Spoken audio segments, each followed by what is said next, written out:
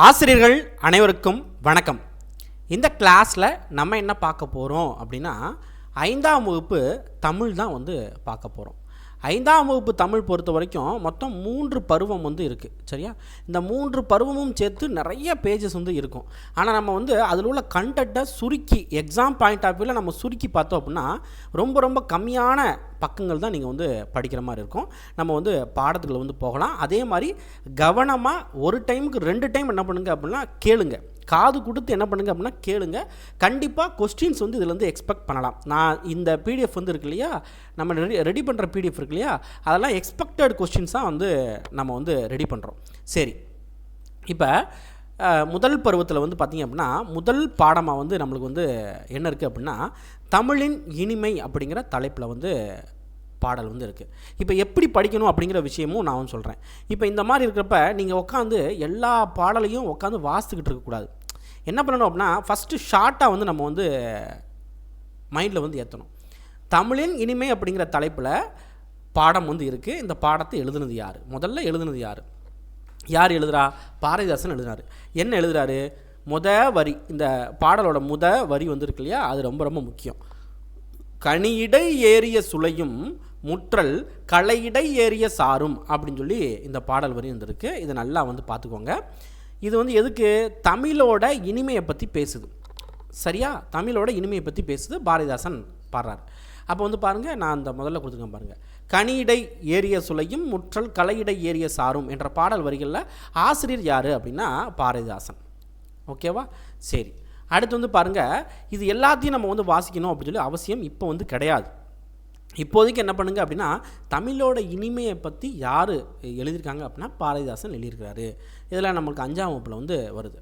இதில் கனி அப்படின்னா பழம் அப்படிங்கிறது அர்த்தம். இந்த பொருள் கூறுக அப்படின்னு கேட்பாங்க. கனி பழம், நனி மிகுதி, நல்கிய அப்படின்னா வழங்கிய. அதே மாதிரி களை அப்படின்னா, இந்த களை அப்படின்னா என்ன அர்த்தம் அப்படின்னா கரும்பு அப்படிங்கிறது அர்த்தம். முக்கியமான ஒன்று. களைனா என்ன அர்த்தம் அப்படின்னா கரும்பு அப்படிங்கிறது அர்த்தம். அதாவது இந்த பாடத்தில் என்ன சொல்ல வருவாங்க அப்படின்னா எந்த சுவையை விட, சரியா, அதாவது கனியில் இருக்கிற அந்த சுளையோட சுவையோ, இல்லை அப்படின்னா கரும்போட அந்த சாரோட சுவையோ, இல்லை அப்படின்னா பனி மலரில் அந்த தேனோட இதோ எதுவுமே பார்த்திங்கன்னா சுவை கிடையாது. அதை விட சுவையானது எதுன்னு கேட்டால் தமிழ் தான் அப்படின்னு சொல்லிட்டு பாரதிதாசன் சொல்லியிருப்பார். ஜஸ்ட் அந்த கண்டென்ட்டை மட்டும் என்ன பண்ணுங்க அப்படின்னா எடுத்துக்கோங்க. சரியா? போதும். இப்போ நம்ம என்ன பண்ணலாம் அப்படின்னா பாரதிதாசன் பற்றி நம்ம பார்க்க போகிறோம். நான் பாரதிதாசன் தான். ஓகே, பாரதிதாசன் பற்றி பார்க்க போகிறோம். ஓகே, பாரதிதாசன் பொறுத்த வரைக்கும் என்ன அப்படின்னா எங்கே பிறந்தார் அப்படின்னா புதுச்சேரியில் பிறந்தார். பாரதிதாசன் புதுச்சேரியில் பிறந்தார். அதே மாதிரி பாரதிதாசனோட இயற்பெயர் என்ன அப்படின்னா கனக சுப்புரத்தினம் அப்படிங்கிறது. இவர் பாரதியார் மேலே ஒரு பற்று, அளவு கடந்த பற்று இருக்குது. அதன் காரணமாகத்தான் அவரோட பேர் என்ன பண்ணுறார் அப்படின்னா பாரதிதாசன் அப்படின்னு சொல்லி மாற்றிக்கிட்டார். அதே மாதிரி இந்த பாடல் இருக்கு இல்லையா, இந்த கனியிடை ஏறிய சுளையும் முற்றல் களையிடை ஏறிய சாரும், இந்த பாடல் எங்கே இருக்குது அப்படின்னா தமிழின் இனிமை அப்படிங்கிற தலைப்பில் இருக்குது. இது பாரதிதாசன் கவிதைகள் அப்படிங்கிற இவரோட தொகுப்பில் இருக்குது. பாரதிதாசன் கவிதைகள் அப்படிங்கிற இவரோட தொகுப்பில் இருக்குது. சரியா? அவ்வளோதான். இந்த பாடத்துக்கு 5 பாயிண்ட் மட்டும் போதும். வேறு நம்மளுக்கு தேவை கிடையாது. சரியா? ரைட். அடுத்து பாருங்கள், இந்த புக் பேக் கொஸ்டின்லாம் நான் என்ன பண்ணுறேன் அப்படின்னா தனியாக உங்களுக்கு கொடுக்குறேன். புக் பேக் கொஸ்டின் எல்லாமே தனியாக நான் கொடுக்குறேன். அடுத்து எல்லாமே கதையாக இருக்கும். அது நம்மளுக்கு தேவையில்லை. இந்த இருக்குது பாருங்கள், இது ரொம்ப தேவை. இந்த மரபு சொற்கள் அப்படிங்கிறது. ஃபஸ்ட்டு ஒளி மரபு சொற்கள். ஒளி மரபு சொற்கள்னால் என்ன அப்படின்னா நம்ம பேசுகிற அந்த சவுண்ட் இருக்கு இல்லையா, அந்த சவுண்டை வச்சு நம்ம அந்த காலத்தில் சொல்லியிருப்பாங்க. இப்போ புலி அப்படின்னா உருமம் அப்படிங்கிற அந்த வார்த்தையை சொல்லியிருப்பாங்க. அதை தான் நம்ம இப்போ வரைக்கும் பயன்படுத்திட்டு வரோம். அதுதான் ஒளி மரபு சொற்கள் அப்படிங்கிறது. இப்போ குரங்கு என்ன பண்ணும் அப்படின்னா அளப்பும். குரங்கு என்ன பண்ணும் அப்படின்னா அளப்பும். குயில் கூவும். ஆடு கத்தும். சிங்கம் பொறுத்த வரைக்கும் கர்ஜிக்கும் முழங்கும் ரெண்டுமே வரும். ஆனால் சரியான இது என்னன்னு கேட்டால் முழங்கும் அப்படிங்கிறது சொல்லலாம். நாய் குரைக்கும். புலி உருமும். யானை பிளிரும். ஆந்தை அலறும். மயில் அகவும். பாம்பு சீரும். இது எல்லாமே என்னது? ஒளி மரபு சொற்கள். அந்த விடுற சவுண்டை பற்றி சொல்கிறது. அடுத்து வேறு என்ன இருக்குது அப்படின்னா விலங்குகளோட இளமை பெயர். நம்ம என்ன சொல்கிறோம், இப்போ மனிதன் இருக்கான்னா இளமை பெயர் என்ன? குழந்தை அப்படின்னு சொல்கிறோம் இல்லையா, அந்த மாதிரி. ஆட்டுக்கு குட்டி, ஆட்டுக்குட்டி. கோழி குஞ்சு, குதிரை குட்டி, குரங்கு குட்டி, மான் கன்று. இதை நல்லா வந்து பாருங்கள். மான் குட்டி அப்படின்னு நினச்சிருப்பீங்க, மான் கன்று அப்படிங்கிறது தான் கரெக்டு. யானை குட்டி அப்படின்னு சொல்லுவீங்க, யானை குட்டி அப்படிங்கிறது தவறு, யானை கன்று அப்படிங்கிறது தான் கரெக்டு. சிங்கக்குருளை, சிங்கக்குட்டின்னு சொல்லக்கூடாது. புலிப்பரல், புலிக்குட்டின்னு சொல்லக்கூடாது. கீரிப்பிள்ளை, அணில் பிள்ளை. சரியா? இது எல்லாமே வந்து விலங்குகளோட இளமை பெயர்கள். ஓகே. அடுத்து வினை மரபு சொற்கள் எப்படி சொல்லணும் அப்படிங்கிறது. அம்பு, அம்பு விட்டான்னு சொல்லக்கூடாது, அம்பு எய்தார் அப்படின்னு சொல்லணும். ஆடை தைத்தான்னு சொல்லக்கூடாது, ஆடை நெய்தார் அப்படின்னு சொல்லணும். பூ பறித்தாள், பூ என்னது பறித்தாள். மாத்திரை விழுங்கினான், மாத்திரை என்ன பண்ணுறான் விழுங்கினான். நீர் குடித்தான், சோறு உண்டான். கூடை முடைந்தார், சுவர் எழுப்பினார். சுவர் கட்டினார் அப்படின்னு சொல்லி வராது, எழுப்பினார் தான் வரும். முறுக்கு தின்றாள், பால் பருகினான். சரியா? ரைட். இது அன்றாடம் நம்ம வந்து வாழ்க்கையில் உபயோகப்படுத்துகிற வார்த்தைகள் தான். அடுத்து தாவரங்களோட உறுப்பு பெயர் மரபு சொற்கள். மா, பழா, வாழை. இதோட இந்த உறுப்பு பெயர் என்ன அப்படின்னா இலை அப்படிங்கிறது. அந்த இலையோட பேர் இலை. ஈச்சம், தென்னை, பனை. இதுக்கு வந்து ஓலை அப்படின்னு சொல்லுவாங்க. கம்பு, கேழ்வரகு, சோளம், தட்டை. நெல், புல், திணை, தாள். அவரை, கத்தரி, முருங்கை, வெள்ளரி, பிஞ்சு அப்படின்னு சொல்லுவாங்க. அவரை பிஞ்சு, அவரை கத்திரி பிஞ்சு. சரியா? ஓகே. அடுத்து பூச்சிகள், பறவைகள், விலங்குகள், இவங்களோட இருப்பிட பேர். இப்போ நம்மளுக்கு வந்து வீடுன்னு சொல்கிறோம் இல்லையா, அதே மாதிரி கரையான்கள் இருக்கிற இடம் என்னன்னு சொல்லுவாங்க அப்படின்னா கரையான் புற்று. மாட்டு தொழுவம், கோழி பண்ணை, சிலந்தி வலை, நண்டு வலை, ஆட்டு பட்டி, குதிரை கொட்டில், குருவிக்கூடு, எலி வலை, யானை கூடம். அப்போ வலை அப்படிங்கிறது என்ன இருக்குது, ரெண்டு இடத்துல வந்து இருக்குது. எலிக்கும் வலை தான், நண்டுக்கும் வலை தான். சரியா? அந்த பொந்தைத்தான் என்ன சொல்லுவாங்க அப்படின்னா வலை அப்படின்னு சொல்லி சொல்லுவாங்க. சரியா? ரைட். இது முக்கியமானது, அதனால தான் நான் இது வந்து கொடுக்குறேன். அடுத்து வந்து பாருங்கள், அடக்கம் உடையார். ஒரு மூதுரையில் ஒரு அழகான ஒரு பாடல். நம்ம என்ன பண்ணிடுவோம் அப்படின்னா இந்த இதை காமிச்சிட்றேன், ஏன்னா இதுலேருந்து கேள்வியெல்லாம் வந்து வரும். இதுக்கு முன்னால் கேட்டிருக்காங்க. அடக்கம் உடையார் அறிவிலர் என்றெண்ணி கடக்கவும் கருதவும் வேண்டா. மடைத்தலையில் ஓடுமீன் ஓட உருமீன் வருமளவும் வாடி இருக்குமாம் கொக்கு. நான் இந்த பாடலை மட்டும் ஃபுல்லாக வந்து வாசிக்க சொல்லுவேன். ஏன் அப்படின்னா இதில் வந்து ஃபஸ்ட்லேருந்தும் கேட்பாங்க, லாஸ்ட்லேருந்தும் கேட்பாங்க, கேள்வி வந்து கேட்பாங்க. சரியா? இந்த பாடல் வரி எங்கே இருக்குது அப்படின்னா மூதுரையில் வந்து இருக்குது. மூதுரை யார் எழுதுனா? நம்ம அவ்வை பாட்டி வந்து எழுதுனாங்க. யார் எழுதுனா? அவ்வை பாட்டி வந்து எழுதுனாங்க. ஒன்றும் இல்லைப்பா, இந்த பாடல் வரிகள் என்ன பண்ணா, அடக்கம் உடையார் அறிவிலர் என்றெண்ணி. அடக்கமாக இருக்கிறவனை அறிவில்லாத அப்படின்னு நினச்சிடாத, அவனை அப்படியே கடந்து போயிடாத. சரியா? மடைத்தலையில் ஓடுமீன் ஓட உருமீன் வருமளவும் வாடி இருக்குமாம் கொக்கு. இப்போ கொக்கு வந்து அமைதியாக வந்து நின்றுட்டே இருக்கும். என்ன அப்படின்னா சின்ன சின்ன மீன் வந்து போகும், அதுக்கு தேவையான அந்த உணவான பெரிய மீன் வர்ற வரைக்கும் அது வந்து என்ன பண்ணணும்னா காத்துக்கிட்டு இருக்கும். அந்த மாதிரி இந்த அடக்கம் உடையவரை என்ன பண்ணக்கூடாது அப்படின்னா நீங்கள் வந்து அறிவிலார் அப்படின்னு சொல்லி நினச்சிடாதீங்க, அவங்க அறிவுடையவங்க தான் அப்படிங்கிற மாதிரி இதில் வந்து சொல்லியிருப்பாங்க. சரியா? அது யார்? அவ்வை பாட்டி வந்து சொல்கிறாங்க. இதில் வந்து பாருங்கள், அடக்கம் அப்படின்னா பணிவு, கடக்க அப்படின்னா வெள்ளை, மடைத்தலை அப்படின்னா நீர் பாயும் வழி, அறிவிலர் அறிவு இல்லாதவர், கருதவும் நினைக்கவும், உருமீன் அப்படின்னா பெரிய மீன் அப்படிங்கிறது அர்த்தம். உருமீன் அர்த்தம், பெரிய மீன் அப்படிங்கிறது அர்த்தம். சரி, இப்போ வந்து பாருங்கள், இந்த நூலை யார் எழுதுனா? நம்ம அவ்வை பாட்டி எழுதுனாங்க. அதே மாதிரி அந்த அவ்வை பாட்டி என்ன பண்ணியிருக்காங்க அப்படின்னா இது மட்டுமா எழுதியிருக்காங்க கிடையாது. மூதுரை நூலின் ஆசிரியர் ஔவையார். அதே மாதிரி இது நம்ம ஏற்கனவே பார்த்துட்டோம், அதனால் நான் வந்து சொல்லலை. ஔவையார் இயற்றிய நூல்கள் எவை அப்படின்னா ஆத்திச்சூடி, கொன்றை வேந்தன், நல்வழி, மூதுரை. இது இந்த நாளையும் நல்லா வந்து பார்த்துக்கோங்க. ஆத்திச்சூடி, கொன்றை வேந்தன், நல்வழி, மூதுரை ஔவையார் எழுதின நூல்கள். அடுத்து இது ஆல்ரெடி ப்ரீவியஸ் இயர் கொஸ்டின்ப்பா, நீங்கள் எடுத்து பார்த்தா தெரியும். வாக்குண்டாம் என்ற பெயரில் அழைக்கப்படும் நூல் எது அப்படின்னு கேட்டால் மூதுரை. வாக்குண்டாம் என்ற பெயரில் அழைக்கப்படும் நூல் எதுன்னு கேட்டால் மூதுரை. அடுத்து களர் நிலத்துக்கு ஒப்பாவன் என்று கல்வி கற்காதவனை கூறியவர் யார்? யார் சொல்கிறாங்க அப்படின்னா கலர் நிலம் அப்படின்னா ஒன்றுத்துக்கு ஆகாத அந்த தரிசு நிலம் சொல்லுவாங்க இல்லையா, அது யார் சொல்கிறாங்க அப்படின்னா பாரதிதாசன் சொல்கிறார். கேடில் விழுச்செல்வம் கல்வி அப்படின்னு சொல்லி சொன்னவர் யார் அப்படின்னா திருவள்ளுவர். பொருள் இல்லாருக்கு இவ்வுலகம் இல்லை அப்படின்னு சொல்லி சொன்னவர் திருவள்ளுவர். சரியா? ஓகே. அடுத்து வறுமையிலும் நேர்மை என்ற சிறுகதை குறிப்பிடும் நீதி என்ன? இப்போ வந்து பாருங்கள், இதெல்லாம் வந்து நிறைய பேர் நோட் பண்ணவே மாட்டாங்க. என்ன அப்படின்னா நம்மளுக்கு இந்த 1 to 5th இந்த சிறுகதைகள்லாம் கொடுத்துருப்பாங்கப்பா. சரியா? சிறுகதைகள் கொடுத்துருப்பாங்க, நான் எடுத்து காமிக்கிறேன். நீங்கள் பழைய கொஸ்டின் எடுத்து பார்த்தா தெரியும். இந்த சிறுகதைகள் பற்றி கேள்வி வந்து கேட்டிருக்காங்க. வந்து இந்த பாருங்கள், இதுதான் வறுமையிலும் நேர்மை அப்படிங்கிற இந்த சிறுகதை. சரியா? இந்த சிறுகதையில் வந்து பார்த்திங்க அப்படின்னா லாஸ்ட்டு வந்து பார்த்திங்க அப்படின்னா அதோட நீதி வந்து கொடுத்துருப்பாங்கப்பா. லாஸ்ட்டு அதோட நீதி இந்த இருக்குது. இந்த நீதி வந்து கொடுத்துருக்காங்க அப்படின்னா கண்டிப்பாக ஒரு டைம் வந்து ரீட் பண்ணிடணும். இந்த சிறுகதையோட நீதி என்ன அப்படின்னா நேர்மை நன்மை தரும் அப்படிங்கிறது தான் இந்த சிறுகதையோட நீதி. சரியா? உங்களுக்கு டைம் இருந்துச்சு அப்படின்னா அந்த சிறுகதையை வந்து வாசிங்க. சரி, இந்த மாதிரி கேள்வி கேட்டிருக்காங்க, அதனால் நம்மளுக்கு வந்து வாய்ப்பு வந்து இருக்குது. அடுத்து வந்து பாருங்கள், எல்லை அறியாய் பெருங்கடலே நீதான் இரவும் உறங்காயோ என்ற பாடலை பாடியவர் யார்? யார் அப்படின்னா கவிமணி தேசிக விநாயகம். இவர் தான் வந்து இந்த எல்லை அறியாய் பெருங்கடலே நீதான் இரவும் உறங்காயோ அப்படிங்கிற பாடலை வந்து பாடியிருக்காங்க. இப்போ நான் அந்த பாடலை வந்து எடுக்கிறேன்.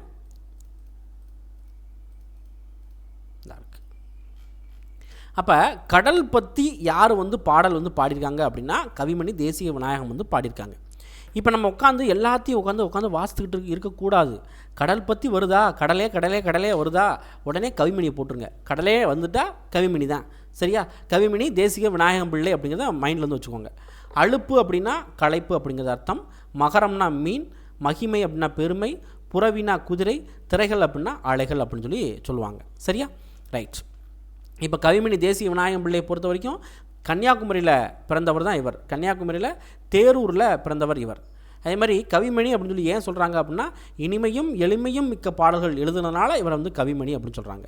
அதே மாதிரி இந்த பாடல், இந்த கடலே அப்படிங்கிற பாடல் குழந்தை பாடல்கள் அப்படிங்கிற தலைப்பில் முதல் பாடலாக வந்து இருக்குது அப்படின்னு சொல்கிறாங்க. சரியா? ரைட். தப்பி பிழைத்த மான் என்ற சிறுகதை மூலம் கிடைக்கும் நீதி என்ன? தப்பி பிழைத்த மான் அப்படிங்கிறதுக்கு என்ன நீதி அப்படின்னா ஆபத்தில் உதவுவனே உண்மையான நண்பன் அப்படிங்கிறது. சரி, இப்போ இதுக்கு முன்னால் ஒரு இலக்கணம் வந்து இருக்குது. அந்த இலக்கணத்தை நான் வந்து உங்களுக்கு வந்து சொல்லிடுறேன். ரொம்ப ஈஸியான இலக்கணம் பாருங்கள். பெயர்ச்சொல்னா என்ன, வினைச்சொல்னா என்ன அப்படின்னு சொல்லலாம். பெயர்ச்சொல் அப்படின்னா ஒன்றன் பெயரை குறிக்கும் சொல் பெயர்ச்சொல். அதான் ஒரு பெயரை குறிக்குதா அது பெயர்ச்சொல். வினைச்சொல் அப்படின்னா வினைனா என்ன, ஒரு வேலை செய்கிறது. சரியா? அப்போ செயலை குறிக்கிற சொல் என்ன சொல்லுவாங்க அப்படின்னா வினைச்சொல் அப்படின்னு சொல்லுவாங்க. இப்போ இந்த பெயர் சொல்லுக்கு எக்ஸாம்பிள் என்ன? சாந்தி, வகுப்பறை, சித்திரை, கண், கதிரவன், சந்திரன், இது எல்லாமே பேர், உன்னோட பேரை வந்து குறிக்குது. இதுவே வினைச்சொல் அப்படின்னா என்ன அப்படின்னா ஓடினான், விழுந்தது, எழுதினான், பார்த்தான், படித்தான், சரியா, மேய்ந்தது, இது எல்லாமே வந்து பார்த்திங்க அப்படின்னா வினைச்சொல் தான். இப்போ ராமன் பாடம் படித்தான் இருக்கு இல்லையா, அதில் ராமன் பெயர் சொல், படித்தான் அப்படிங்கிறது வினைச்சொல். மாடு புல் மேய்ந்தது, மாடு பெயர்ச்சொல், மேய்ந்தது அப்படிங்கிறது வினைச்சொல். சரியா? ஓகே, இதுதான் வந்து இலக்கணம். சிம்பிளாக தான் இருக்கும் இப்போதைக்கு. ஏன்னா இது வந்து ஒரு 5ஆம் வகுப்பு மாணவனுக்கு என்ன தெரியணுமோ அதை வந்து கொடுத்துருப்பாங்க. ஓகே, அடுத்து வந்து பாருங்கள், எழுவாய் என்றால் என்ன? எழுவாய்னா என்ன? எழுவாய் பொறுத்த வரைக்கும் என்ன அப்படின்னா இது இலக்கணத்தில் வந்து வரும். எழுவாய்னா ஒரு தொடர் இருக்குது அப்படின்னா அந்த தொடரில் யார், எது, எவை, யாவர் இந்த வினாக்களுக்கு விடையாக வர்ற சொல் தான் எழுவாய் அப்படின்னு சொல்லுவாங்க. இப்போ இது வந்து உங்களுக்கு குழப்பம். இப்போ ஒரு தொடர் இருக்குது அப்படின்னா அதில் ஒரு பெயர்ச்சொல் வருதுன்னு வச்சுக்கோங்களேன், அந்த பெயர்ச்சொல் தான் எழுவாயாக வந்து இருக்கும். அந்த பெயர்ச்சொல் தான் என்னவாக இருக்கும்? எழுவாயாக வந்து இருக்கும். எழுவாய் எப்போதுமே பெயர்ச்சொல்லாகத்தான் வந்து இருக்கும். சரியா? அடுத்து செயற்படு பொருள் என்றால் என்ன? செயற்படு பொருள் அப்படிங்கிறது என்ன அப்படின்னா ஒரு தொடரில் யாரை, எதனை, எவற்றை இந்த வினாக்களுக்கு விடையாக வர்ற சொல் தான் என்ன சொல்லுவாங்க அப்படின்னா செயற்படு பொருள் அப்படின்னு சொல்லுவாங்க. சரியா? இப்போ வந்து பாருங்கள், நம்ம இதுக்கு வந்து எக்ஸாம்பிள் பார்த்தா தான் உங்களுக்கு வந்து புரியும். இப்போ நான் எக்ஸாம்பிள் வந்து உங்களுக்கு வந்து காமிச்சிட்றேன். இதாக இருக்குது. இப்போ வந்து பாருங்கள், எழுவாய்க்கு வந்து பார்த்திங்க அப்படின்னா தென்றல் நடனம் ஆடினாள், இதில் தென்றல் அப்படிங்கிறது எழுவாய். சரியா? இதுவே செயற்படு பொருள் அப்படின்னா தென்றல் என்ன பண்ணா, என்ன பண்ணா அப்படின்னா நடனம் ஆடினா, இந்த நடனம் அப்படிங்கிறது செயற்படு பொருள். சரியா? அதே மாதிரி ஆடினாள் அப்படிங்கிறது தென்றல் வந்து பார்த்திங்க அப்படின்னா வேலை வந்து பார்க்குறா. என்ன வேலை? ஆடினாள் அப்படிங்கிற வேலை. இதுதான் வந்து தென்றலால் ஏற்படுற அந்த பயனிலை அப்படின்னு சொல்லுவாங்க. ஆடினாள் அப்படிங்கிறது இங்கே பயனிலை. சரியா? இந்த பயனிலை அப்படிங்கிறது எப்பயுமே வந்து பார்த்திங்கன்னா வினை முற்றா வந்து வரும். அதை நல்லா கவனிச்சுக்கோங்க. பயனிலை அப்படிங்கிறது எப்பயுமே வினை முற்றா வந்து வரும். வினை முற்றுனா ஒரு செயல் செஞ்சு முடிக்கிறத குறிப்பிட்றது தான் வினை முற்று அப்படின்னு சொல்லுவாங்க. சரியா? ஒரு செயல் செஞ்சு முடிக்கிறத குறிப்பிட்றது வினை முற்று அப்படின்னு சொல்லுவாங்க. சரி, அடுத்து வந்து பாருங்கள், நம்ம இப்போ சொன்னது தான் வந்து இருக்கும். அதே மாதிரி ஒரு தொடரில் வந்து பார்த்திங்க அப்படின்னா எழுவாய் இல்லைன்னா செயற்படு பொருள் இல்லாமல் நம்மளுக்கு அந்த தொடர் வந்து அமையலாம். ஆனால் பயனிலை அப்படிங்கிறது கட்டாயம் வந்து இருக்கும். ஒரு தொடரில் எழுவாய் இல்லாமல் இருக்கும், செயற்படு பொருள் இல்லாமல் இருக்கும். ஆனால் பயனிலை அப்படிங்கிறது கட்டாயம் இருக்கும். இப்போ அதுக்கு எக்ஸாம்பிள் வந்து பாருங்கள், நடனம் ஆடினால். இதில் வந்து நடனம் அப்படிங்கிறது நம்மளுக்கு வந்து செயற்படு பொருள், ஆடினால் அப்படிங்கிறது நம்மளுக்கு பயனிலை. இதில் பெயர் அப்படிங்கிறது கிடையாது. அப்போ எழுவாய் அப்படிங்கிறது இல்லை, ஆனாலும் தொடர் வந்து இருக்குதா? ஓகே. அடுத்து தென்றல் ஆடினால். தென்றல் அப்படிங்கிறது நம்மளுக்கு எழுவாய், ஆடினால் அப்படிங்கிறது நம்மளுக்கு பயனிலை. ஆனால் இதில் வந்து என்னென்ன செயற்படு பொருள் இல்லை, ஆனாலும் இந்த வார்த்தை வந்து கரெக்டான பொருள் தருதா? சரியா? அதுதான் வந்து சொல்ல வராங்க. இங்கே பயனிலை அப்படிங்கிறது கண்டிப்பாக வந்து இருக்கும் அப்படின்னு சொல்கிறாங்க. ஓகே, அவ்வளோதான். இப்போ அந்த முதல் பருவத்தில் இப்போ எவ்வளோ நேரம் ஆயிருக்கு? ஒரு காமன் நேரம் கூட இல்லை. நான் சொல்கிறதுக்காக வந்து காமன் நேரம் ஆச்சு. நீங்கள் படிக்கிறீங்க அப்படின்னா இவ்வளோ நேரம் கூட வந்து ஆகாது. ரொம்ப எளிமையான ஒன்றா தான் வந்து இருக்கும். அடுத்து இரண்டாம் பருவத்தில் வந்து பாருங்கள், ரோஜா பூவில் எந்த நிறம் இருப்பதால் சிவந்த நிறத்தில் காணப்படுகிறது. ஒரு பாடல் வந்து வரும். அந்த பாடல் வந்து பார்த்திங்க அப்படின்னா ஆசிரியர்லாம் இருக்க மாட்டாங்க, ஆனால் அதில் வந்து ஒரு சில டீட்டெயில்ஸ் வந்து இருக்கும்.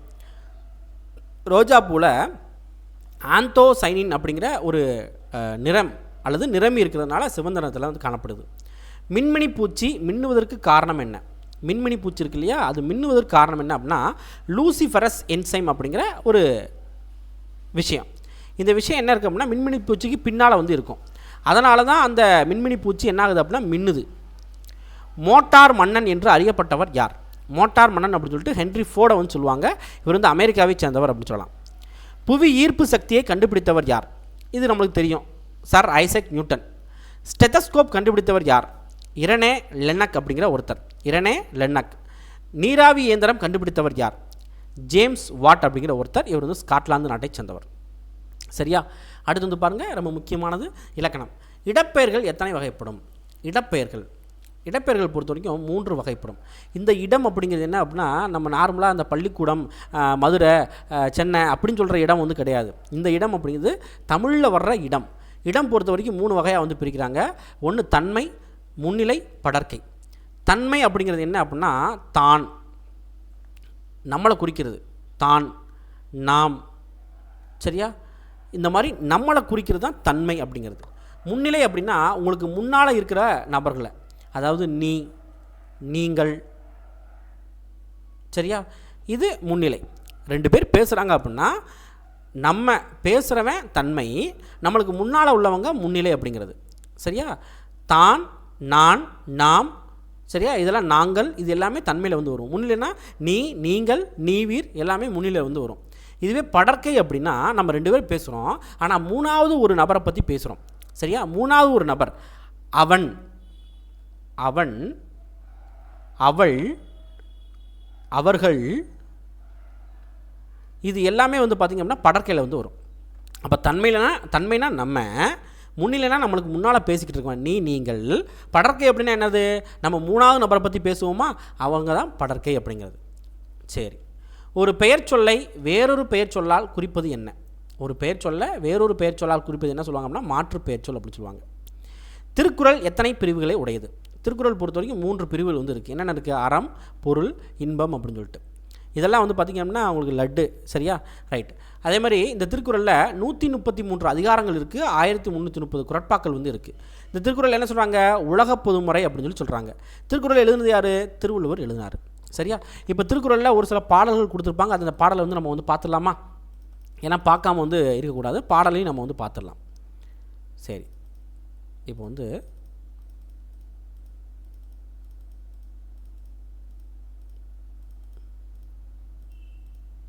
ஓகே, இந்த பாடலை வந்து பார்த்துடலாம். ஃபஸ்ட்டு பண்புடைமை அப்படிங்கிற ஒரு அதிகாரத்தில் கொடுத்துருக்காங்க. அன்புடைமை ஆன்ற குடிப்பிரித்தல் இவ்விரண்டும் பண்புடைமை எனும் வழக்கு. இந்த திருக்குறளில் அந்த பொருள் வந்து தெரிஞ்சுக்கணும். அன்புடையவங்களாக இருக்கணும், உயர்ந்த குடியில் பிறந்திருக்கணும்.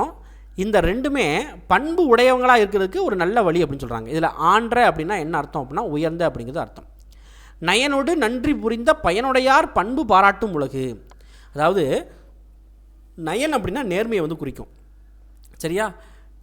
நன்றி அப்படின்னா நன்மையை வந்து குறிக்கும். இந்த நேர்மையையும் இந்த நன்றியையும் விரும்பி மற்றவங்களுக்கு யூஸ் ஆகிற மாதிரி பெரியவங்க வந்து வாழ்வாங்க இல்லையா, அந்த நல்ல பண்பை இந்த உலகத்தை அவங்க வந்து பார்த்திங்க அப்படின்னா பாராட்டுவாங்க அப்படின்னு சொல்கிறது. பண்பு உடையார் பட்டுண்டு உலகம் அது இன்றேல் மண்புக்கு மாய்வது மண். அதாவது நல்ல பண்பு இருக்கிறவங்க செய்கிற ஒரு சில விஷயங்களால் தான் இந்த உலகம் அப்படிங்கிறது இயங்குது. அப்படி இல்லைன்னு வச்சுக்கோங்களேன், அது மண்ணோடு மண்ணாக வந்து போயிடும் அப்படிங்கிறாங்க. புக்கு அப்படின்னா புகுந்து, மாய்வது அப்படின்னா அழிவது அப்படிங்கிறது அர்த்தம். அறம்போலும் கூர்மையரேனும் மரம்போல்வர் மக்கட்பண்பு இல்லாதவர். அதாவது அறம் அப்படின்னா நம்ம கூர்மையாக்குற கருவி. அறம்னா வாளை கூர்மையாக்குற கருவி. இப்போ இந்த அறம்போலும் கூர்மையான அறிவுடையவராக இருந்தாலுமே மக்களுக்கு உரிய ஒரு சில பண்பு கேர்ட்டசி வந்து இல்லை அப்படின்னா மரத்தை போன்றவங்க தான் அப்படின்னு சொல்லி திருவள்ளுவர் சொல்கிறார். பண்பு இலான் பெற்ற பெருஞ்செல்வம் நண்பால் களம் தீமையால் தெரிந்தற்று. அதாவது பண்பு இல்லாதவன்ட்ட நிறையா செல்வம் வந்து சேருதுன்னு வச்சுக்கோங்களேன், அது ஒரு தூய்மையற்ற ஒரு பாத்திரத்தில் ஒரு பால் வந்து இருக்குன்னா என்னாகும், அது கெட்டு போயிடும், திரிஞ்சு போகும். அதுதான் வந்து சொல்கிறாங்க. பெருஞ்செல்வம் அப்படின்னா மிகுந்த செல்வம், நண்பால்னா நல்ல பால் அப்படிங்கிறது. அதே மாதிரி இந்த இதையும் நம்ம வந்து பார்த்துக்கணும். அதாவது ஒரு பருவத்துக்கு பின்னாலேயும் வந்து பார்த்திங்க அப்படின்னா ஒரு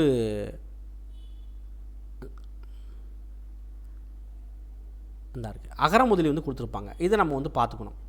அம்மி அப்படின்னா அரைக்கும் கல், அலுப்புன்னா களைப்பு, ஆள் ஆலமரம், இலகிய இரக்கமுள்ள, இம்மை இப்பிறப்பு, இன்னல் துன்பம், எஞ்சியிருந்த மீதி இருந்த, கலகம் சண்டை, களர் நிலம் பயிர் செய்ய உதவாத நிலம், களை கரும்பு, குயவர் மண்பாண்டம் செய்பவர், குளிரில குளிர்ச்சியான, சாதம் சோறு, செருக்கு தலைக்கணம், நனிப்பசு. நனிப்பசு அப்படின்னா மிகுதியாக பால் தரும் பசு, நெசவாளர் துணி நெய்பவர், பஞ்சம் வறட்சி, பாண்டம் பாத்திரம், புறவி குதிரை, மகரம் மீன், முற்றல் முற்றிய காய், விவாதம் சொற்போர். ஸோ இவ்வளோ விஷயங்கள் நம்ம என்ன பண்ணணும்னா ஒரு டைம் என்ன பண்ணணும் அப்படின்னா கேட்டுக்கணும். சரியா? ரைட். அடுத்து வந்து பாருங்கள், ஏறு தழுவுதல் என்ற சொல்லில் ஏறு என்பது எதனை குறிக்கும்? ஏறு தழுவுதலில் ஏறு அப்படிங்கிறது காளை மாட்டை குறிக்கும். சிலம்பாட்டத்தில் பயன்படுத்தப்படும் கம்பு எந்த மூங்கில் இனத்திலிருந்து செய்யப்படுகிறது? எந்த மூங்கில் இனம் அப்படின்னா சிறுவரை கம்பு அப்படிங்கிறது. வில்லாற்றலில் சிறந்து விளங்கிய கடையெழு வள்ளல்களில் ஒருவர் யார்? கடையெழு வள்ளல்கள் நம்ம வந்து கேள்விப்பட்டிருக்கோம். பாரி, ஓரி, காரி, எழினி, ஆய், நல்லி அப்படின்னு சொல்லி கேள்விப்பட்டிருக்கோம். அதில் வந்து பார்த்திங்கன்னா ஓரி, அதாவது வல்வில் ஓரி அப்படின்னு தான் சொல்லுவாங்க. இவர் தான் வந்து அந்த கடையேழு வள்ளல்களில் ரொம்ப சிறந்த வில்லாற்றலில் சிறந்த ஒரு நபர். அதே மாதிரி புறநானூற்று பாடலில் இந்த வல்வில் ஓரிய பரணர் வந்து பாடி மகிழ்ந்திருக்கிறார். வல்வில் ஓரிய பரணர் பாடி மகிழ்ந்திருக்கிறார். மாமல்லன் பெயர் காரணம் என்ன? மாமல்லன் பொறுத்த வரைக்கும் மற்போரில் சிறந்து விளங்கியவங்களை தான் மாமல்லன் அப்படின்னு சொல்லி சொல்லுவாங்க. மாமல்லன் அப்படின்னு சொல்லுவாங்க. கங்கை கொண்ட சோழபுரம் எந்த மாவட்டத்தில் உள்ளது? கங்கை கொண்ட சோழபுரம் பொறுத்த வரைக்கும் அரியலூர் மாவட்டத்தில் வந்து இருக்குது. எங்கே இருக்குது? அரியலூர் மாவட்டத்தில். இந்த கங்கை கொண்ட சோழபுரத்தை கட்டினவர் யார் அப்படின்னா ராஜேந்திர சோழன் வந்து கட்டினார். ராஜேந்திர சோழன் யாருன்னு கேட்டால் ராஜராஜ சோழனோட பையன். கங்கை கொண்டான் என்று அறியப்படுபவர் யார்? கங்கை கொண்டான் அப்படின்னு சொல்லிட்டு யாரை சொல்லுவாங்க அப்படின்னா ராஜேந்திர சோழனை சொல்லுவாங்க. சரியா? கங்கை கொண்ட சோழபுரம் புலவர் பெருமக்களால் எவ்வாறு போற்றப்பட்டுள்ளது? கங்கை கொண்ட சோழபுரம் புலவர் பெருமக்களால் எவ்வாறு போற்றப்பட்டுள்ளது அப்படின்னா கங்காபுரி அப்படி சொல்கிறாங்க, கங்காபுரம் அப்படின்னு சொல்கிறாங்க.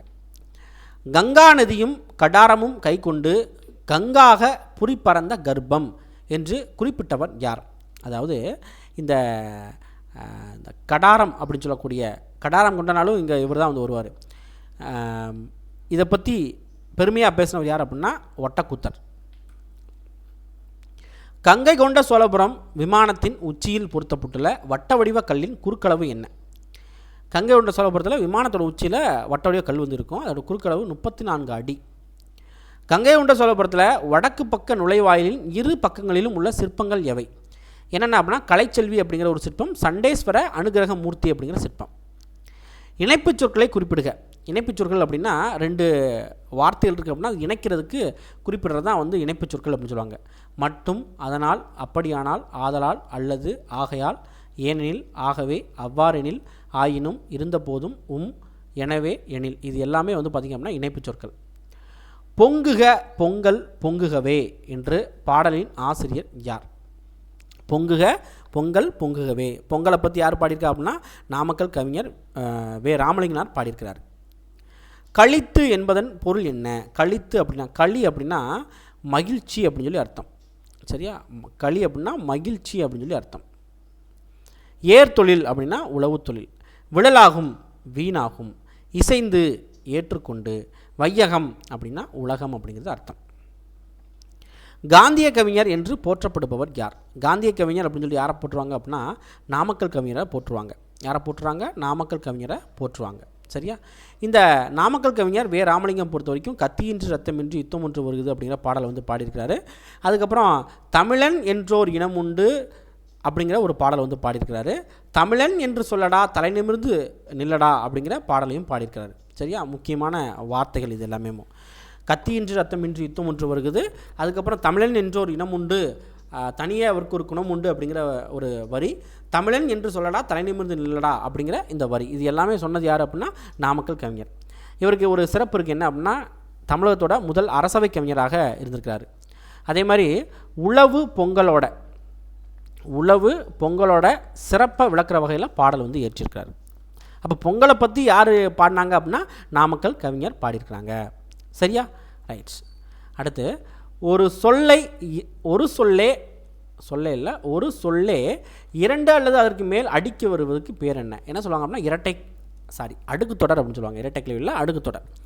எப்பயுமே இந்த அடுக்கு தொடரில் வந்து பார்த்திங்கன்னா பிரித்தோம் அப்படின்னா பொருள் தரும். பிரித்தால், அந்த வார்த்தையை பிரித்தால் பொருள் வந்து தரும். இப்போ எக்ஸாம்பிளுக்கு அடுக்கு தொடருக்கு வந்து பார்த்திங்க அப்படின்னா வருக வருக வருக வருக, இது வந்து அடுக்கு தொடர். பாம்பு பாம்பு அடுக்கு தொடர். சரியா? ஏன் அப்படின்னா பிரிக்கிறோம் அப்படின்னா பொருள் தருது. இதுவே இரட்டை கிளவி அப்படிங்கிறது, இரட்டை கிளவி எப்பயுமே இரட்டை சொல்லாதான் வரும். ஆனால் இங்கே வந்து பார்த்திங்க அப்படின்னா 2, 3, 4 இந்த அளவில் வந்து வரும். இரட்டை கிளவி பொறுத்த வரைக்கும் சட சட, படபட, சரியா, கடகட, இதை நம்ம பிரிக்கிறோன்னா பொருளே தராது. அதுதான் இரட்டை கிளவி அப்படின்னு சொல்லுவாங்க. இரட்டை கிளவிக்கும் அடுக்கு தொடருக்கும் ஒரே ஒரு சின்ன டிஃப்ரென்ஸ் தான். பிரித்தா பொருள் தரது அடுக்கு தொடர், பிரித்தா பொருள் தராது இரட்டை கிளவி அப்படிங்கிறது. இப்போ என்ன ஆயிடுச்சு அப்படின்னா 2ஆம் பருவம் வந்து முடிஞ்சிச்சு. அடுத்து 3ஆம் பருவத்தில் முக்கியமான விஷயங்கள். இந்த கண்டென்ட்டு ரொம்ப ரொம்ப முக்கியம். அதாவது நான் சொல்கிற பாடங்கள் ரொம்ப ரொம்ப முக்கியம். எது அப்படின்னா மூதுரை அப்படிங்கிற ஒரு பாடம் வந்து இருக்கா. இந்த மூதுரை பாடம் ரொம்ப ரொம்ப முக்கியம். அதில் வந்து கேள்வி வந்து கேட்பாங்க. அடுத்து இந்த சிறு பஞ்சமூலம் அப்படிங்கிற ஒரு பாடம், சிறு பஞ்சமூலம் அப்படிங்கிற இந்த பாடம், இதுவும் ரொம்ப ரொம்ப ரொம்ப ரொம்ப முக்கியமான ஒரு பாடம். ஏன்னா கேள்வி வந்து கேட்பாங்க. எக்ஸ்பெக்டட் ஏரியா இதெல்லாம். சரியா? ரைட். இந்த பாடல் என்ன பாடல் அப்படின்னு சொல்லி பார்த்துடலாம். கண்வனப்பு கண்ணோட்டம் கால்வனப்பு செல்லாமை என்ற பாடல் வரிகள் இடம்பெற்ற நூல் எது அப்படின்னா சிறுபஞ்சமூலம். சிறுபஞ்சமூலத்தில் தான் இந்த கண்வனப்பு கண்ணோட்டம் கால்வனப்பு செல்லாமை அப்படிங்கிற பாடல் வந்து இடம்பெற்றிருக்குது. சரி, நம்ம வந்து இப்போ வந்து என்ன பண்ணிடலாம் அப்படின்னா இந்த சிறுபஞ்சமூலத்தில் உள்ள இந்த பாடலை வந்து நம்ம வந்து பார்த்துடலாம். ஏன்னா இது வந்து ரொம்ப முக்கியமான ஒரு பாடல் இல்லையா, அதனால் இது வந்து பார்த்துடலாம். சரியா? ரைட்.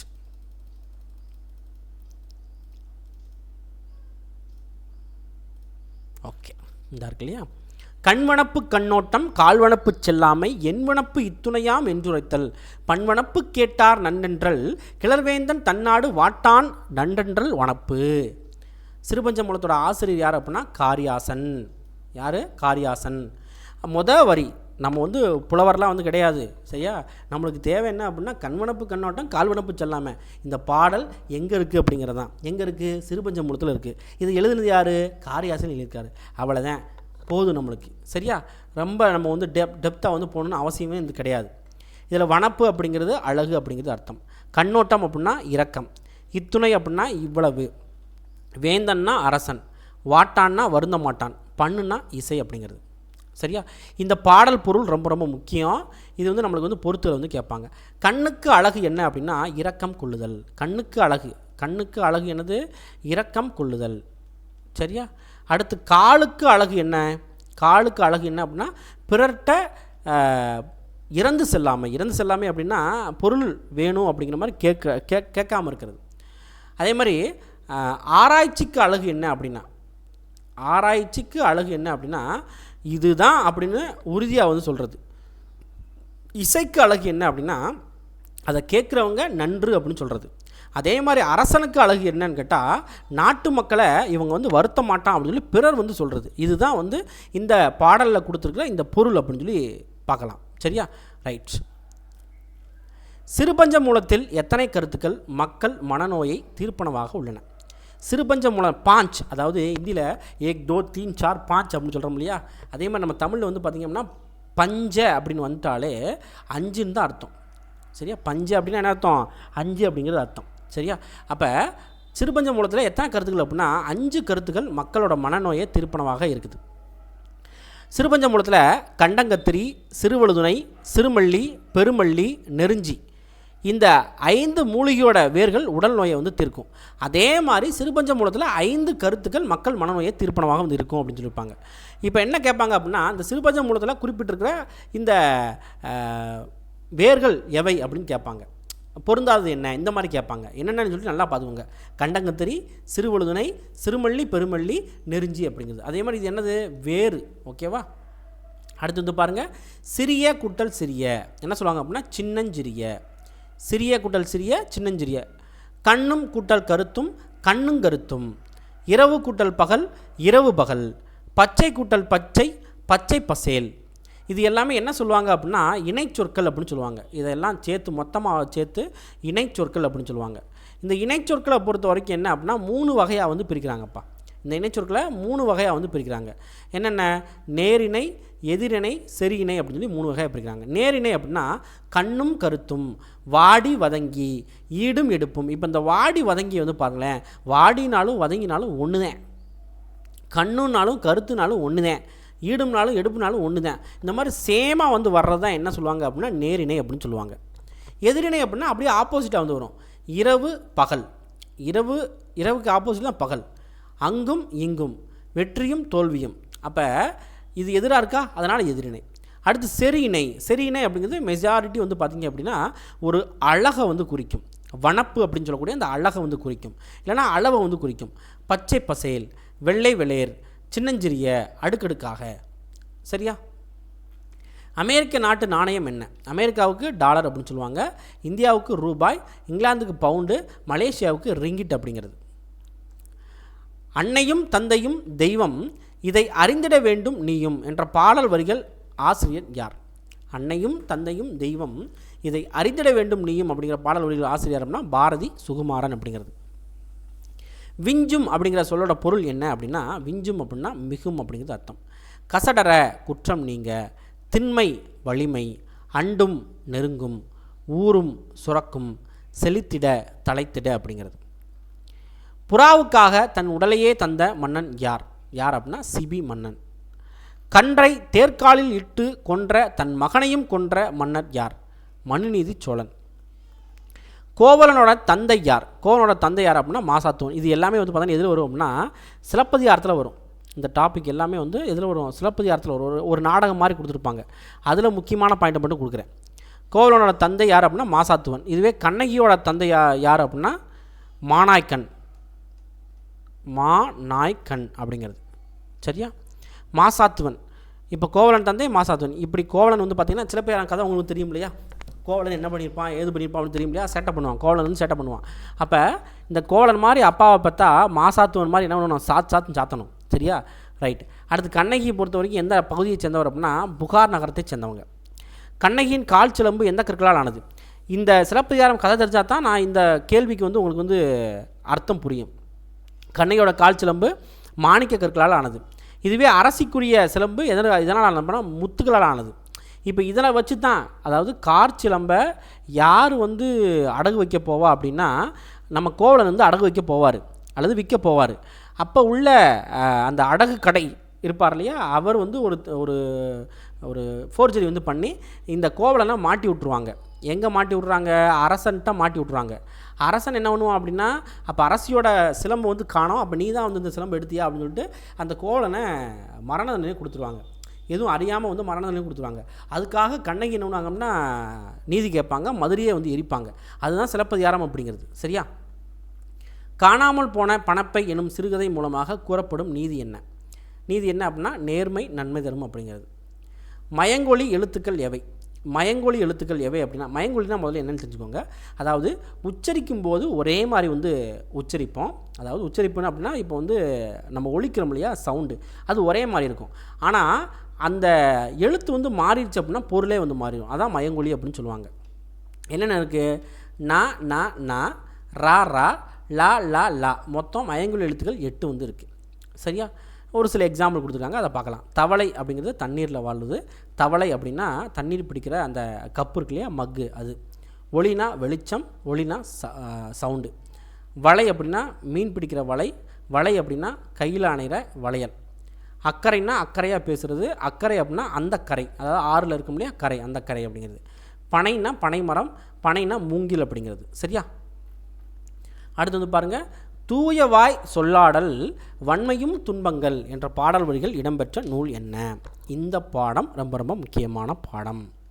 என்னென்ன பாடம் முக்கியமான பாடம்னு சொல்கிறேன் பாருங்கள். மூதுரை அப்படிங்கிற ஒரு பாடம், அடுத்து சிறுபஞ்ச மூலம் அப்படிங்கிற ஒரு பாடம், அடுத்து வந்து பார்த்திங்க அப்படின்னா இந்த அறநெறிச்சாரம் அப்படிங்கிற ஒரு பாடம். கண்டிப்பாக இதில் வந்து நம்ம வந்து கொஸ்டின் வந்து எக்ஸ்பெக்ட் பண்ணலாம், கண்டிப்பாக எக்ஸ்பெக்ட் பண்ணலாம். அறநெறிச்சாரத்தில் தூயவாய் சொல்லாடல் வன்மையும் துன்பங்கள் அப்படிங்கிற இந்த முதல் வரி வந்து பாடல் வரியாக இருக்கும். அறநெறிச்சாரத்தை எழுதினது யார் அப்படின்னா முனைப்பாடியார் அப்படிங்கிற ஒருத்தர் வந்து எழுதியிருப்பார். யார் எழுதுனா? முனைப்பாடியார் எழுதியிருப்பார். காய் விடத்து அப்படின்னா பொருள் என்ன அப்படின்னா வெறுப்பு வெறிடத்து அப்படிங்கிறது அர்த்தம். சாற்றுங்கால் கூறுமிடத்து, சால மிகவும், தலை அப்படின்னா முதன்மை அப்படிங்கிறது. அறநெறி கருத்துக்களை கொண்டு வெண்பா வடிவில் இயற்றப்பட்ட நூல் எது? எது அப்படின்னா அறநெறிச்சாரம். அதே மாதிரி இந்த அறநெறிச்சாரத்தில் உள்ள பாடல்கள் சுருங்கச் சொல்லி விளங்க வைக்கிறதுல ஒரு அழகு அப்படின்னு சொல்லலாம். அடுத்து வந்து பாருங்கள், பாரதிதாசனோட இயற்பெயர் என்ன? பாரதிதாசனோட இயற்பெயர் என்ன அப்படின்னா கனக சுப்புரத்தினம். பாரதிதாசனோட இயற்பெயர் கனக சுப்புரத்தினம் அப்படிங்கிறது. அடுத்து நம்ம இது ஏற்கனவே பார்த்தோம். பாரதியார் முன் எந்த பாடலை பாரதிதாசன் பாடி காட்டினார்? எந்த பாடலை பாரதிதாசன் பாடி காட்டியிருப்பாங்க அப்படின்னா எங்கெங்கு காணினும் சக்தியடா அப்படிங்கிற ஒரு பாடலை வந்து பாடி காட்டியிருப்பார். பாரதியார் 10 ஆண்டுகள் விடுதலை போராட்ட காலத்தில் எங்கு தங்கியிருந்தார்? 10 வருஷம் விடுதலை போராட்ட காலத்தில். ஏன்னா அவர் வந்து ஜெயிலில் பிடிச்சி போட்டுருவோம் அப்படிங்கிற ஒரு இதில் வந்து அவர் வந்து புதுச்சேரிக்கு தப்பிச்சு போயிருப்பார். நம்ம தமிழ்நாட்டிலேருந்து புதுச்சேரிக்கு போயிருப்பார். சரியா? அங்கே இருக்கிறப்ப தான் பாஞ்சாலி சபதம், குயில் பாட்டு, கண்ணன் பாட்டு இந்த காவியங்களை வந்து படைக்கிறார். பாஞ்சாலி சபதம், குயில் பாட்டு, கண்ணன் பாட்டு இந்த 3 இதையும் அவர் வந்து படைக்கிறார். சரியா? பாரதிதாசனுக்கு புரட்சி கவி என்ற பட்டத்தை வழங்கியவர் யார்? புரட்சி கவி அப்படிங்கிற பட்டத்தை வழங்கினது யார் அப்படின்னா பெரியார் வந்து வழங்கினார். அப்போ புரட்சி கவி என்று அழைக்கப்படுவர் யார் அப்படின்னா பெரியார். பாவேந்தர்னாலும் புரட்சி கவி அப்படின்னு சொல்லிட்டு பாரதிதாசன் சொல்லுவாங்க, கொடுத்தது யார் அப்படின்னா பெரியார். சரியா? அதே மாதிரி பாவேந்தர் அப்படின்னாலும் பாரதிதாசன் தான் வந்து குறிக்கும். தமிழுக்கும் அமுதென்று பேர் என்ற பாடலின் ஆசிரியர் யார்? இது ஒரு அழகான பழைய பாட்டு. தமிழுக்கும் அமுதென்று பேர் அப்படின்னு சொல்லிட்டு. சரியா? இது வந்து யார் பாடினாங்க அப்படின்னா பாரதிதாசன் தான் வந்து பாடியிருப்பார். குடும்ப விளக்கு, இருண்ட வீடு என்ற நூல்களை எழுதியவர் யார்?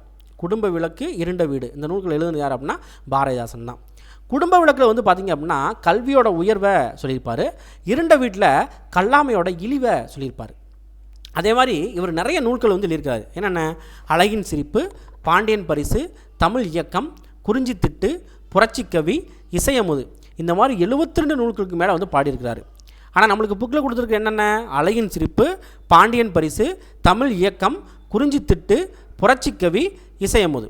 அதே மாதிரி இது ரொம்ப முக்கியமான ஒன்று, பாரதிதாசனோட நாடக நூல் ஒன்று வந்து இருக்குது. என்ன நூல் அப்படின்னா பிசிராந்தையார் அப்படிங்கிறது.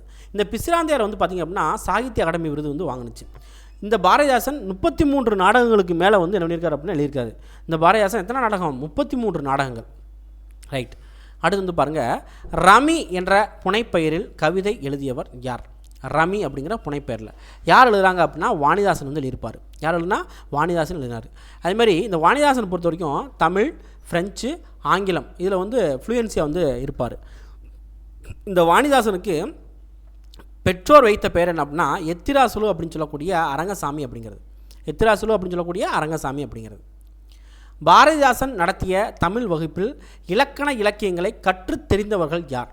யார் அப்படின்னா வாணிதாசனும் புதுவை சிவமும். மெஜாரிட்டி இந்த பாரதிதாசன், புதுவை சிவம், சரியா, இதுக்கு அடுத்து வர்றவங்க வாணிதாசன் எல்லாமே வந்து பார்த்திங்க அப்படின்னா அந்த புதுச்சேரியில் இருந்தவங்களாக இருப்பாங்க. பாரதியாரின் பிறந்தநாள் அன்று பாரதி நாள் இன்றடா பாட்டிசைத்து ஆடடா என்று பாடியவர் யார்? யார் அப்படின்னா வாணிதாசன் வந்து பாடியிருப்பார். இதற்காக இந்த பாடலுக்காக இவருக்கு வந்து முதற் பரிசு வந்து கொடுத்துருப்பாங்க. கொடிமுல்லை என்ற நூலின் ஆசிரியர் யார்? வாணிதாசன். கொடிமுல்லை அப்படிங்கிற நூலோட ஆசிரியர் வாணிதாசன். வாணிதாசன் மற்றும் புதுவை சிவம் நூற்றாண்டு விழாக்களை நடத்திய அரசு எது? எந்த அரசு அப்படின்னா புதுச்சேரி. சீறி அடித்து சுழன்ற அலைகளில் சிக்கிய ஒரு படகாய் தடுமாறி இழைத்து மடிந்த மகாகவி தன் சரிதம் உரைப்பேன் அப்படின்னு சொல்லிட்டு பாரதியாரை பாடினவர் யார்? யார் அப்படின்னா கவிஞர் தமிழ்மொழி. இவரும் என்ன அப்படின்னா புதுச்சேரி சேர்ந்தவர் தான். சரியா, கவிஞர் தமிழ்மொழி.